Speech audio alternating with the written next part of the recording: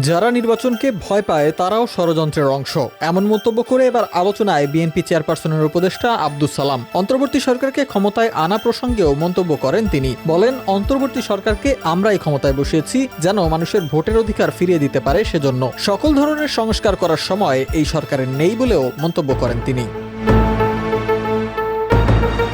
তিনি আরো বলেন, দেশ এবং দেশের বাইরে যে ষড়যন্ত্র হচ্ছে সেসব রুখতে নির্বাচিত সরকার দরকার। আমরা চাই সুষ্ঠু নির্বাচন। পাশাপাশি বিএনপি নির্বাচিত হয়ে জাতীয় সরকার গঠন করবে উল্লেখ করে তিনি বলেন, যারা নির্বাচনকে ভয় পায় তারা নিশ্চয়ই ষড়যন্ত্রের অংশ।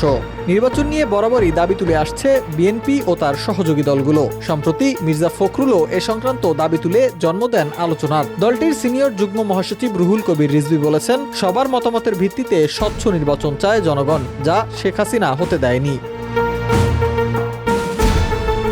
দীর্ঘ বাধা মোকাবেলা করেও বিএনপি টিকে আছে উল্লেখ করে রিজভী বলেন, বিএনপির ভাবমূর্তি নষ্ট করতে ইচ্ছে করে প্রোপাগান্ডা ছড়াচ্ছে একটি গোষ্ঠী। বিএনপি সবসময় অবাধ সুষ্ঠু নির্বাচনের পক্ষে। জনগণের ভোটের অধিকার ফিরিয়ে দিতে বিএনপি সবসময় সোচ্চার ছিল, এখনো আছে, আগামীতেও থাকবে। বিএনপি নিয়ে সমালোচনার জবাবে তিনি বলেছেন, ১/১১ ভয় দেখিয়ে সমর্থন নিতে চায় সরকার। বিএনপিকে মাইনাস করার চেষ্টা করে লাভ নেই জানিয়ে আব্দুস সালাম বলেন, জনগণ যাকে চাইবে সেই ক্ষমতায় আসবে। তাই বর্তমান সরকারকে তিনি একটি সুষ্ঠু নির্বাচন আয়োজনের আহ্বান জানান।